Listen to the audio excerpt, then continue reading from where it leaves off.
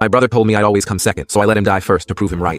My parents spent years hoping for a baby of their own, and when it never happened, they adopted me and convinced themselves they were complete. Then Noah came along. When he was 7, he tried to sell me back to the orphanage, and my parents just laughed when they found the listing. That's when I knew I was never really their son. I was just the placeholder until the real one showed up. It started small. Noah locked me out of the house after school and watched from the window, mouthing, "No orphans allowed," while I waited on the porch for hours before my parents got home. By 4th grade, I was finding "return to orphanage" stickers on everything I owned, but my parents just said Noah was going through a phase and doesn't really mean it. But that phase never ended. When I was 16 and finally had my first girlfriend, Noah saw his opportunity. At my parents' party, he kept refilling my cup until I blacked out. I woke up in the backyard nude and covered in vomit with "orphan trash" written across my chest in Sharpie. Noah had taken dozens of photos and showed them to our whole school and my parents, claiming I'd done it to myself for attention, throwing around terms like attachment disorder he'd Googled about adopted kids. They believed him, sent me to therapy for self-harm, and my girlfriend never spoke to me again. But the worst came when I turned 18 and finally saved enough to fly to Phoenix to meet my biological mother. She'd agreed to meet at a coffee shop, and I spent the whole flight practicing what I'd say. But when I knocked on her door, she took one look at me and started screaming, saying she knew what I'd done before slamming the door in my face. I flew home confused and broken, and when I pulled into the driveway, Noah was waiting for me with a huge grin. "Told her you just got out of prison," he said. "Called her last week, said you needed money for your drug habit." That's when something inside me finally shattered. But then I met Haley, and for the first time in my life, someone actually chose me. After 3 years together, she got pregnant, and we were planning our whole future. Moved into my apartment, painted the spare room blue. We even got a crib. I'd never been happier. I went to my parents' house to get my old baby clothes from the attic, where Noah still lived at 23, and walked into his room to ask for help with the boxes. That's when I found them in his bed, Noah on top of Haley. He looked up with that familiar grin and said, "I've been screwing her since day one. You were just keeping my son warm for me." I blacked out, and when I came to, my hands were around his throat and his nose was sideways, blood everywhere, while my parents pulled me off screaming that I was an animal. Noah was spitting blood through his smile. As they threw me out, he called after me, "You'll always come second." The charges got dropped, but my parents didn't drop their decision to disown me that night, and I lost Haley, the baby, my family, everything. I has no one. I stayed gone for 9 years after that, and somewhere in the middle I met Sarah, who made me forget I was ever anyone's second choice. We'd been together for 4 years, and were laughing about the crooked roses on her niece's birthday cake when my phone rang with an unknown number. Her voice hit like it never left. "Your brother is dying of kidney failure, and you're the only match." The same people who spent 18 years telling me I was good for nothing now needed the one thing only I could give. Perfect. I'll show them exactly how good I am for nothing. I walked into that hospital room like a savior, and found Noah looking small and yellow, hooked to beeping machines while my parents jumped up with tears and apologies. 9 years of silence evaporated because they needed something from me. I sat beside Noah, and we actually talked for the first time in years, remembering the fort we built in the backyard before everything went wrong, the time we snuck Dad's beer and both threw up, even laughing about how we used to race bikes down the hill behind our house. We spent the whole day like that, pretending we were different people, and when visiting hours were ending, I took his hand and said, "Let's forget about all those years, forget about Haley and everything else, and just be brothers again after the surgery." The hope in his eyes was beautiful. The morning of surgery, I walked into Noah's room wearing my regular clothes, and he was sitting up in bed glowing with relief while nurses prepped him. He grabbed my hand like we were kids again, babbling about fresh starts, and I let him hold on just long enough to feel safe before pulling away. "You're right," I said. "I'll always be second. That's why you're dying first." He stared at my jeans and jacket, realizing I'd never intended to save him, and the machines went wild as he started screaming. My mother flew at me screaming about family duty while Dad grabbed me, shouting how they saved me. I just smiled. "I'm nothing, remember? Can't donate what doesn't exist." Then I left. Noah spent 6 months on the waiting list, calling me every day, until the calls stopped, and I knew. At the funeral, I stood in the back watching them lower him into the ground, saw Haley holding a toddler who was Noah's mirror image. The same cruel eyes, same smirk, even at 3 years old. Haley started toward me, but I walked away. She made her bed 6 feet deep. Noah finally found the one thing he couldn't take. Turned out it was the only thing that could have saved him.